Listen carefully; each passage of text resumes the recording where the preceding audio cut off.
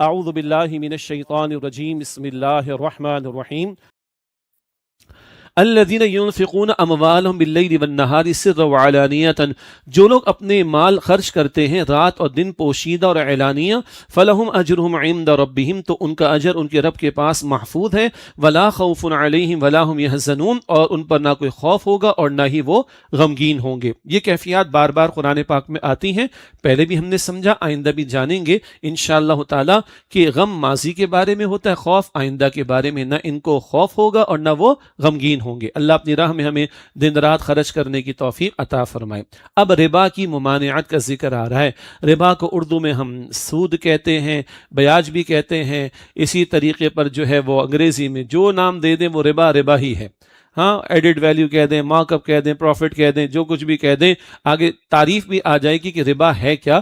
البتہ اس ربا یعنی سود کی ممانعت کے بارے میں تدریجاً قرآن پاک میں احکامات آئے ہیں۔ ایک نقطہ سورہ الروم میں آتا، آیت نمبر 39 میں، اسی طرح سورۃ المائدہ میں، سورۃ النساء میں بھی ربا کی ممانعت کے بارے میں آیات آئی ہیں۔ البتہ جن آیات کا اس وقت ہم مطالعہ کر رہے ہیں بالکل آخری دور میں آئی ہیں، یعنی سن 9 ہجری میں۔ البقرہ کا نزول کب ہے؟ ہجرت کے بعد، مگر یہ آیات جو ہم پڑھیں گے ابھی یہ دور نبوی میں صلی اللہ علیہ وسلم سن 9 ہجری میں ان کا نزول ہے، اور اس میں ایک دو اشارے آگے اور بھی آ جائیں گے۔ تو یہ آخری آیات جو عطا ہوئیں نبی علیہ السلام کو سود کی ممانعت کے بارے میں ان کا ذکر آ رہا ہے۔ ارشاد ہوا الذین یأکلون الربا، جو لوگ سود کھاتے ہیں، لا یقومون الا کما یقوم الذی یتخبطہ الشیطان من المس، وہ کھڑے نہیں ہوتے، اور دوسرا ترجمہ وہ کھڑے نہیں ہوں گے۔ یقومون یہ فعل مضارع ہے، جیسے کہ نعبدو میں ہم نے سمجھا تھا مضارع کے ورب میں پریزنٹ اور فیوچر، حال اور مستقبل دونوں کا ترجمہ ہو سکتا ہے۔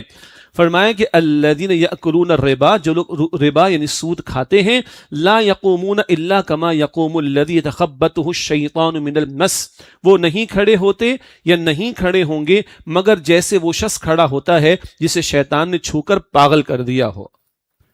دنیا میں بھی ان کا دماغ خراب ہو جاتا ہے، آگے ذکر آ رہا ہے ابھی، اور آخرت میں بھی ایسے بدحواس ہوں گے کچھ سمجھ نہیں آئے گی، بربادی بربادی ہوگی۔ دنیا میں بھی بربادی ہے، آخرت میں بھی بربادی ہے سود کے دھندوں کے حوالے سے۔ آگے فرمایا جا رہا ہے کیا ہے ان کا شیطانی طرز عمل، یعنی شیطان نے چھو کر ان کو پاگل یا باولا کر دیا، تو کیا کیفیت ہے؟ ذالک بانہم قالوا، ایسا اس لیے ہوگا کہ وہ کہتے ہیں انما البیع مثل الربا، کہ تجارت بھی سود ہی کی مانند ہے۔ اللہ تعالیٰ نے اس کا جواب عقل کے اعتبار سے نہیں دیا، کوئی عقلی دلیل اس جگہ نہیں ہے، تو میں بھی اپنے آپ کو اس مقام پر عقلی دلیل دینے سے حتی الامکان روکوں گا، بعد میں بات کر لیں گے انشاءاللہ۔ وہی بات ہے، ذات کو مان لیا تو اب بات ماننی پڑے گی۔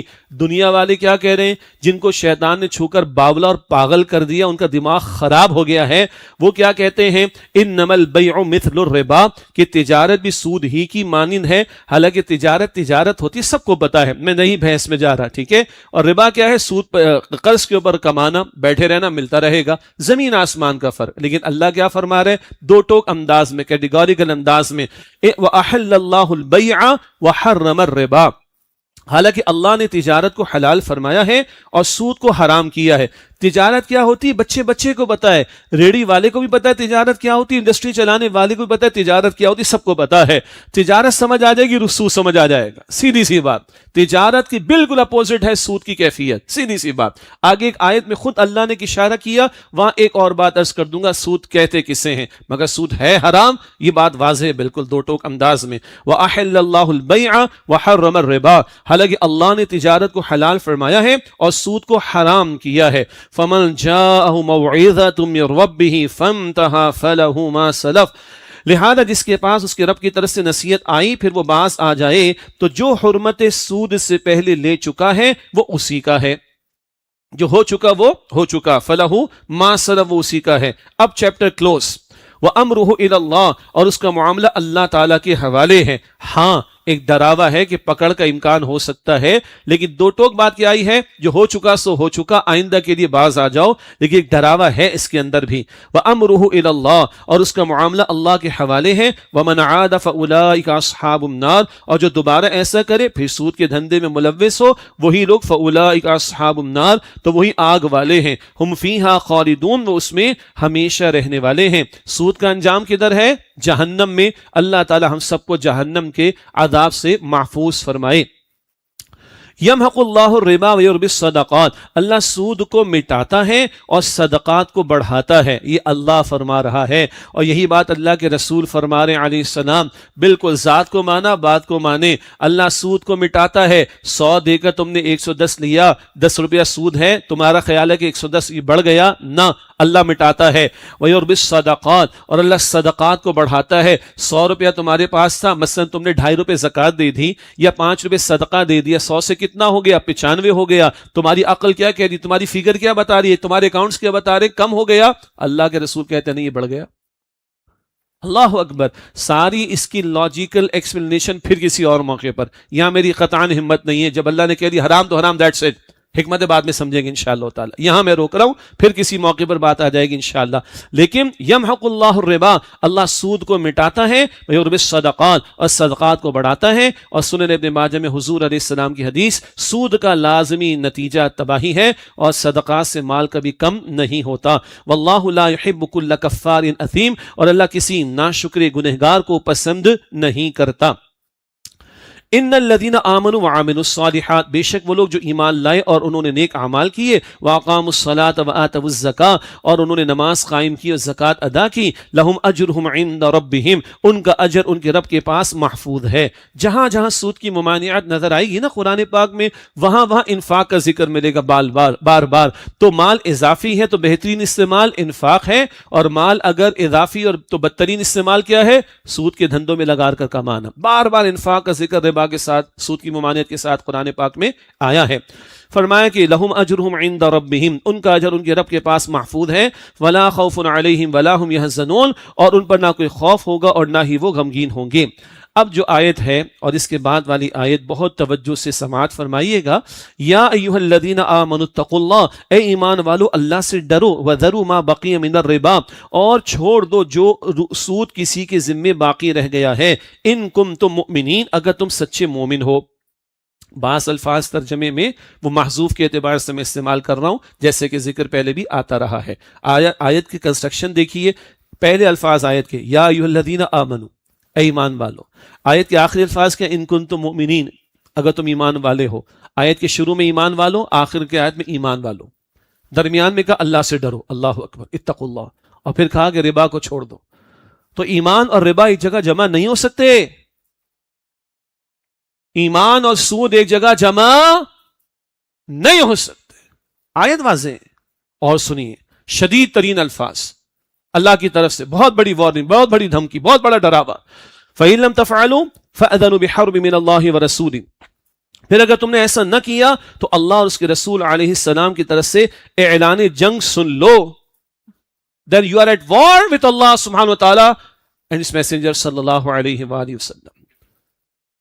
عقیدے میں بدترین عمل شرک ہے، اعمال میں بدترین عمل سود خوری کا معاملہ ہے، سودی دھندوں کا معاملہ ہے، اور کسی جرم پر یہ الفاظ قرآن پاک میں اس طرح نہیں ہے جس طرح یہ سود کے معاملے پر ہے۔ نہیں باز آتے تو پھر اللہ اور اس کے رسول علیہ السلام کی طرف سے اعلان جنگ سن لو۔ وَإِن تُبْتُمْ فَلَكُمْ رُؤُوسُ أَمْوَالِكُمْ، اور اگر تم توبہ کر لو، باز آ جاؤ تو تم اپنے اصل مال کے حقدار ہو، پرنسپل اماؤنٹ۔ اسی سے سود کی تعریف نکل آتی کیا؟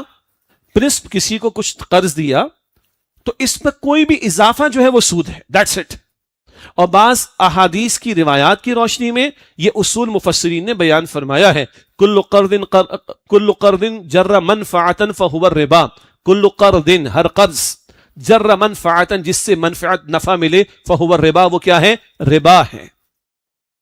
یہ اصول مفسرین نے بیان کر دیا، بلکہ احادیث کی روشنی میں، حدیث کی روشنی میں یہ قرض، یہ سود کی تعریف بیان کر دی۔ آیت کے الفاظ وَإِن تُبْتُمْ، پس اگر تم باز آ جاؤ، توبہ کر لو، فَلَكُمْ رُؤُوسُ أَمْوَالِكُمْ، تو تم اپنے اصل مال کے حقدار ہو، تمہارا پرنسپل اماؤنٹ تمہیں مل جائے گا۔ لَا تَظْلِمُونَ وَلَا تُظْلَمُونَ، نہ تم ظلم کرو اور نہ تم پر ظلم کیا جائے۔ تمہارا ظلم کرنا کیا ہے؟ تم 100 کے اوپر 10 روپے حاصل کرنے کی کوشش کرو، اور تمہارے ساتھ ظلم کیا ہو جائے گا؟ تمہارا اصل بھی تمہیں نہ ملے، نہیں، نہ تم ظلم کرو ولا تظلمون، اور نہ تم پر ظلم کیا جائے۔ چند اصولی باتیں اور سمجھ دیجئے، یہاں زیادہ تفصیل کا موقع تو نہیں ہے۔ کسے کہتے ہیں ربا؟ یہ تعریف طے شدہ ہے اور یہ مسائل طے شدہ ہیں۔ اس مملکت خداداد پاکستان میں ایکیڈیمک انداز میں، لیگل پوائنٹ آف ویو سے، دلائل کے میدان میں ساری بحثیں مکمل ہیں، بس ہمارے حکمرانوں کی نیتیں ٹھیک نہیں، اور جن کے مفادات سرمایہ داروں کے مفادات، جن کے مفادات اس ظالمانہ نظام کے ساتھ جڑے ہوئے ہیں، وہ نہیں چاہتے کہ سود کا خاتمہ ہو۔ ایک لالی پاپ ہمیں دیا گیا کہ جناب دسمبر 31 2027 کو سب کچھ ختم ہو جائے گا، کوئی پیش رفت نہیں، بلکہ اس کے ریورس میں معاملہ جا رہا ہے۔ اللہ کے نبی علیہ السلام نے فرمایا، سنن ابن ماجہ میں بھی روایت موجود ہے، سود کے گناہ کے 70 حصے ہیں، کم ترین حصہ یہ ہے کہ کوئی اپنی ماں کے ساتھ منہ کالا کرے، کم ترین یہ ہے، تو اعلیٰ ترین جو اوپر 69 اور حصے ہیں، ان کا عالم کیا ہوگا۔ اللہ کے نبی علیہ السلام نے لعنت فرمائی ہے سود لینے والے پر، سود دینے والے پر، سود کا معاملہ لکھنے والے پر، اس پر گواہ بننے والے پر، اور آپ نے فرمایا کہ سارے کے سارے اس جرم میں برابر کے شریک ہیں۔ ہمارے کچھ عقل پرستی کے فتنے میں مبتلا لوگ، بھائی سود کھانا منع ہے، یعنی سود جو ہے وہ کھانے سے منع کیا گیا، سود دینے کا مسئلہ نہیں، یہ عقل کہہ رہی ہے۔ دیکھو قرآن میں یأکلون لکھا ہے، اور بھائی قرآن کی تعبیر حضور سے لیں گے نا صلی اللہ علیہ وسلم، لینے والا دینے والا دونوں برابر ہیں، لکھنے والا معاہدہ کرنے والا اس پر گواہ بننے والا برابر اس میں شریک ہیں۔ اللہ کے رسول کی واضح حدیث ہے صلی اللہ علیہ وسلم۔ بھئی مسئلہ کیسے حل ہوگا کہ اللہ پر یقین نہیں ہے؟ اللہ نے ایک شے کو حرام قرار دیا تو اس میں نقصان ہی نقصان ہے۔ سمپل سی بات، ہمیں لینڈنگ بیسڈ موڈز کے بجائے ایکویٹی بیسڈ موڈز پر جانا پڑے گا۔ سیدھی سی بات، قرض کے بجائے ہمیں ایکویٹی بیسس پہ جانا پڑے گا، جس کو ہم نفع نقصان کہتے ہیں۔ یہی تجارت ہے، اسی کی بنیاد پر آگے جانا ہوگا، اور شدید ترین الفاظ ہیں۔ فرمایا کہ فَإِن لَمْ تَفْعَلُوا فَأْذَنُوا بِحَرْبٍ مِّنَ اللَّهِ وَرَسُولِهِ، پھر اگر تم نے ایسا نہ کیا، سود کو نہیں چھوڑا، تو اللہ اس کے رسول علیہ السلام کی طرف سے اعلان جنگ سن لو۔ وَإِن تُبْتُمْ فَلَكُمْ رُءُوسُ أَمْوَالِكُمْ، اور اگر تم توبہ کر لو تو تم اپنے اصل مال کے حقدار ہو۔ لَا تَظْلِمُونَ وَلَا تُظْلَمُونَ، نہ تم ظلم کرو نہ تم پر ظلم کیا جائے۔ ایک اور حدیث اللہ تعالیٰ نے مجھے یاد دلائی، موطا امام مالک کی روایت ہے، رسول اللہ علیہ السلام نے فرمایا، سود کا 1 درہم کھانا کمانا، سود کا 1 درہم کمانا کھانا، یہ 36 مرتبہ زنا کرنے سے زیادہ شدید جرم ہے۔ 36 مرتبہ زنا کرنے سے زیادہ شدید جرم ہے۔ بھائی میں اور آپ تو بچیں، اللہ مجھے اور آپ کو بچائے، روکھی سوکھی بے گزارا کر لیں، حرام میں منہ نہیں ماریں۔ سود جیسا حرام کا معاملہ، سیدنا عمر رضی اللہ عنہ نے فرمایا، دعو الربا و ریبا، ربا تو چھوڑو، سود ریبا، شک بھی کہیں سود کا ہے چھوڑ دو۔ بعض محنت کوششیں ہیں، تفصیل میں نہیں جاتے، نہ ہم کوئی بحث کرتے ہیں، لیکن شبے کا معاملہ ہے، بچو، اللہ رازق، اللہ حلال ہمارے لیے کفایت فرما دے گا۔ ہم بچیں، بچانے کی دوسروں کو کوشش کریں، اور یہ نظام باطل میں جہاں سود کے دھندے چلنے، کہاں سے رحمتوں نے آنا ہے؟ اس نظام باطل کو بدلنے اور اس بڑے جرم کے خاتمے کے لیے پھر اجتماعی جد و جہد کرنا میرا اور آپ کا فرض بنتا ہے۔ اللہ ہمیں اس کی توفیق عطا فرمائے۔ وَإِن كَانَ ذُو عُسْرَةٍ فَنَظِرَةٌ إِلَىٰ مَيْسَرَةٍ، اور اگر مقروض تنگ دست ہو تو اسے خوشحال ہونے تک مہلت دو۔ وَأَن تَصَدَّقُوا خَيْرٌ لَكُمْ إِن كُنتُمْ تَعْلَمُونَ، اور اگر تم قرض معاف کر کے صدقہ ہی کر دو، یہ تمہارے لیے زیادہ بہتر ہے اگر تم سمجھو۔ انفرادی سطح پر یہ معاملات ہیں، قرض دینے کا بھی اجر بتایا گیا ہے، کسی کی ضرورت پوری ہو جائے گی، معاف کرنے کا بھی اجر بتایا گیا۔ ریاستی سطح پر معاملات چلانے کے لیے ٹیکنیکل ایشوز ہیں، اس پر کلام ہوا، اس کے جوابات بھی دیے گئے ہیں۔ البتہ عموم کے اعتبار سے کیا بتایا جا رہا ہے؟ وَأَن تَصَدَّقُوا، اور اگر تم قرض معاف کر کے صدقہ ہی کر دو، خَيْرٌ لَكُمْ إِن كُنتُمْ تَعْلَمُونَ، تو یہ تمہارے لیے زیادہ بہتر ہے اگر تم سمجھو۔ اگلی آیت ہے البقرہ 281۔ سیدنا عبداللہ بن عباس رضی اللہ تعالی عنہ، جو صحابہ کرام میں تفسیر میں امام مانے جاتے ہیں، سیدنا عبداللہ بن عباس رضی اللہ تعالی عنہ کی ایک رائے ہے کہ یہ آخری آیت ہے نزول کی ترتیب میں۔ نزول کی ترتیب میں پہلی آیتیں کون سی ہیں؟ سورہ علق۔ وہ فرماتے ہیں آخری آیت نزول کی ترتیب میں، اور آخری آیت کیا ہے؟ ذرا غور سے سنیے مزید۔ وَاتَّقُوا يَوْمًا تُرْجَعُونَ فِيهِ إِلَى اللَّهِ، اور اس دن سے ڈرو جب اور اس دن سے ڈرتے رہو جس میں تم اللہ کی طرف لوٹائے جاؤ گے. ثم توفى كل نفس ما كسبت، پھر ہر شخص کو پورا پورا بدلہ دیا جائے گا اس عمل کا جو اس نے کیا. وهم لا يظلمون، اور ان پر کوئی ظلم نہیں کیا جائے گا. کس عقیدے کا بیان ہے؟ آخرت کا. سود کا انجام کدھر ہے؟ جہنم میں. کل کا یقین ہوگا تو بندہ سود کیا اس کے شبے سے بھی بچے گا. اللہ ہم سب کی حفاظت فرمائے. غلطی ہو گئی ہے، اللہ بہت کریم ہے، معاف فرما دے گا. آج طے کریں میں نے جان چھڑانی، آج طے کریں، اللہ راستہ کھولے گا انشاءاللہ. اللہ کی شان بہت بڑی، اللہ کے وسائل بہت زیادہ ہیں، مگر ہم طے کر لیں ہمارے وجود میں حرام نہیں جائے گا، ہمارے بچوں کے وجود میں حرام نہیں جائے گا، ہماری عیاشیاں حرام پر نہیں ہوں گی، روکی سوکھی بھی گزارا کریں گے، رب کو ناراض نہیں کریں گے، رب سے جنگ میں آ جائیں گے تو تباہی کی سوا کیا ملے گا ہمیں. اللہ ہمیں سمجھ عطا کرے، ہمارے حکمرانوں کو بھی سمجھ عطا کرے. وآخر دعوانا ان الحمد للہ رب العالمین، والسلام علیکم ورحمۃ اللہ وبرکاتہ.